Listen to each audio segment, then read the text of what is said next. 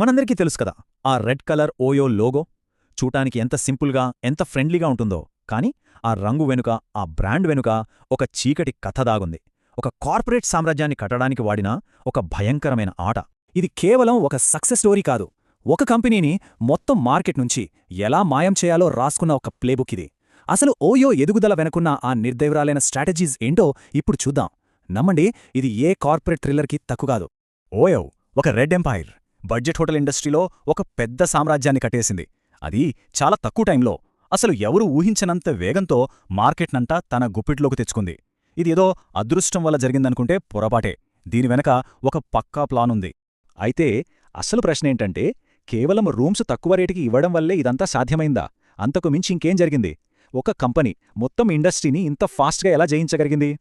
దీనికి సమాధానమే ఓయో ఆడిన ఆ గేమ్ ప్లాన్. పదండి, ఆ ప్లాన్లో ఏముందో ఒక్కొక్కటిగా చూద్దాం. సరే, ఇప్పుడు అసలు విషయానికి వద్దాం. ఓయో సక్సెస్ వెనుక ఉన్నది అదృష్టం కాదు, హోటల్ ఓనర్ల మీద పక్కాగా లెక్కలేసి ప్రయోగించిన కొన్ని అగ్రెసివ్ మూవ్స్. అవేంటో చూద్దాం. అందులో మొదటిది మినిమం గ్యారంటీ అనే ఒక వాలా.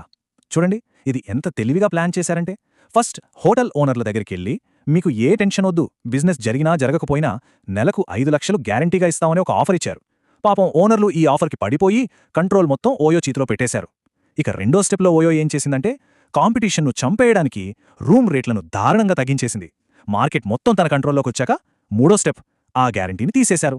అంతే, ఇప్పుడు ఓనర్లు పూర్తిగా ఓయో మీద ఆధారపడిపోయారు. వాళ్లు చెప్పిన రెవెన్యూ షేర్కు ఒప్పుకోక తప్పలేదు. ఒక రకంగా ఇది ఒక చెక్ మేట్.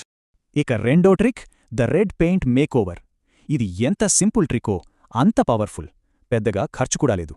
ఒక పాత లాడ్జ్ని తీసుకుని అందులో ఒక గోడకు రెడ్ పెయింట్ వేయడం, ఓయో బ్రాండున్న ఒక దిండు పెట్టడం, బాత్రూంలో ఒక చిన్న ఓయో కిట్ ఉంచడం. అంతే. ఫోటోలు మాత్రం మంచి లైటింగ్లో తీసి యాప్లో పెడతారు. ఈ చిన్న చిన్న మార్పులతో ఒక మామూలు లాడ్జ్ని ఒక కార్పొరేట్ బ్రాండెడ్ హోటల్ అని నమ్మించారు. జనాల మైండ్తో ఆడుకోవడం అంటే ఇదే. ఇక మూడవది డైనమిక్ ప్రైజింగ్. ఇది ఓయో చేతిలో ఉన్న ఒక ఇన్విజిబుల్ రిమోట్ కంట్రోల్ లాంటిది. వాళ్ళు ఒక పవర్ఫుల్ ఏఐ సిస్టమ్ని వాడారు. ఆ ఏరియాలో డిమాండ్ ఎలా ఉంది, టైం ఎంత, ఏవైనా ఈవెంట్స్ ఉన్నాయా, ఇలాంటివన్నీ చూసి ఆ సిస్టమే గంటకి రూమ్ రేట్లను మార్చేస్తూ ఉంటుంది. ఇందులో హోటల్ ఓనర్ ప్రమేయమే ఉండదు. మొత్తం కంట్రోల్ ఓయో చేతిలోనే. మరి ఓనర్లు ఊరుకున్నారా? ఏంటిది, 500 రూపాయలకి రూమిస్తే మాకు కనీసం మెయింటెనెన్స్ ఖర్చులు కూడా రావు అని గొడవపడితే ఓయో వాళ్ల సమాధానం చాలా సింపుల్గా ఉండేది. చూడండి, రూమ్ ఖాళీగా ఉంటే మీకొచ్చేది 0. మేం కనీసం ఒక 500 తెస్తున్నాం కదా. అంతే. ఓనర్ ఆస్తి మీద ఓనర్కే అధికారం లేకుండా పోయింది. ఇక ఫైనల్గా మార్కెట్లో పూర్తి ఆధిపత్యం కోసం ఓయో కొన్ని కఠినమైన రూల్స్ పెట్టింది. హోటల్ ఓనర్లతో 100% ఎక్స్క్లూజివ్ కాంట్రాక్టులు. అంటే మా ప్లాట్ఫామ్లో ఉంటే ట్రీబో, ఫ్యాబ్ హోటల్స్ లాంటి వేరే ఏ సైట్లోనూ మీ హోటల్ని పెట్టకూడదు. దీనివల్ల కాంపిటీటర్స్కి హోటల్ సప్లై ఆగిపోయింది. ఒక హోటల్ ఓనర్ ఓయోకి ఎదురు తిరిగాడనుకుందాం. వెంటనే అతని హోటల్ ఓయో యాప్లో సోల్డ్ అవుట్ అని చూపిస్తుంది. గదులు ఖాళీగా ఉన్నా సరే. లేదా అతని హోటల్ పేరును సర్చ్ రిజల్ట్స్లో ఎక్కడో చివరి పేజీకి పడేస్తారు. ఎవరూ చూడరు, కస్టమర్లు రారు, ఆదాయం ఆగిపోతుంది. ఇక చివరికి ఆ ఓనర్ ఏం చేస్తాడు? తలొగ్గి ఓయో చెప్పినట్లే వినాల్చొస్తుంది. టెక్నాలజీని వాడుకుని చేసే ఒక డిజిటల్ బ్లాక్మెయిలింగ్ ఇది. ఈ వ్యూహాలన్నీ చూశాక ఓయో మైండ్ సెట్ ఎలా ఉంటుందో ఈ ఒక్క వాక్యం చాలు చెప్పటానికి. వ్యాపారంలో భావోద్వేగాలు ఉండవు, కేవలం అమలు మాత్రమే ఉంటుంది. వాళ్లకు ముఖ్యం గెలుపు మాత్రమే.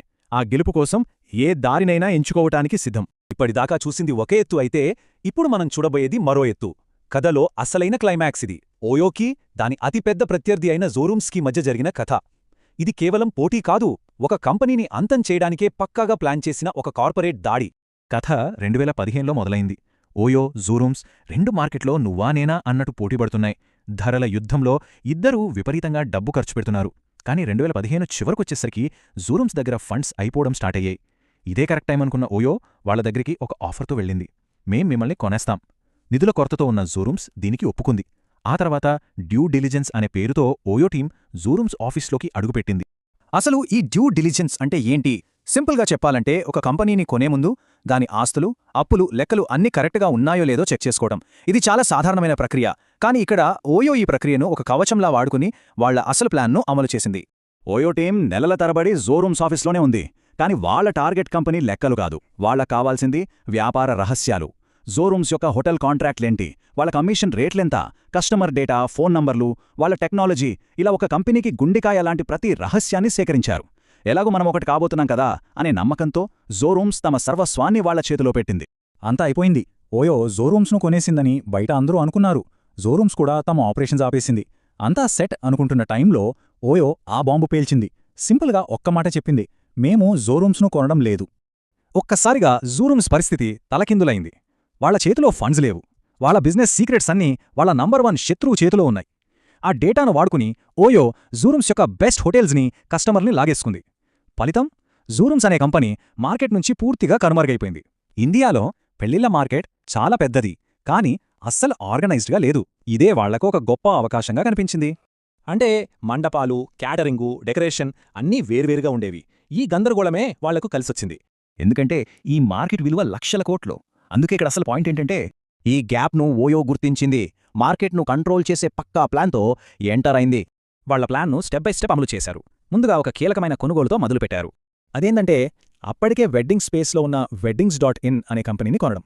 ఆ తర్వాత నేరుగా చిన్న ఫంక్షన్ హాల్ ఓనర్ల దగ్గరకు వెళ్లారు. ఏడాది మొత్తం బుకింగ్స్ ఇస్తామన్నారు.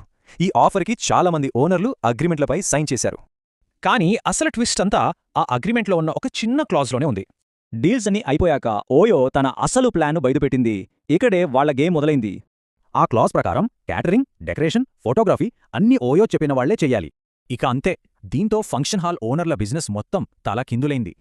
చూడండి, వాళ్ల లాభం కేవలం హాల్ రెంట్కి మాత్రమే పరిమితమైపోయింది. అంటే ఎక్కువ లాభాలు వచ్చే క్యాటరింగ్, డెకరేషన్ లాంటివన్నీ వాళ్ల చేతుల్లోంచి పోయాయి. ఇలా ఓయో మొత్తం వెడ్డింగ్ బిజినెస్ను తన కంట్రోల్లోకి తెచ్చుకుంది. కస్టమర్లకి మాత్రం ఇది చాలా ఈజీగా అనిపించింది. ఒకే చోట అన్నీ దొరికే వన్ స్టాప్ సొల్యూషన్ లాగా. కానీ బ్యాక్గ్రౌండ్లో ఓయో ప్రతి వెండర్ దగ్గర్నుండి పెద్ద మొత్తంలో కమిషన్లు తీసుకుంది.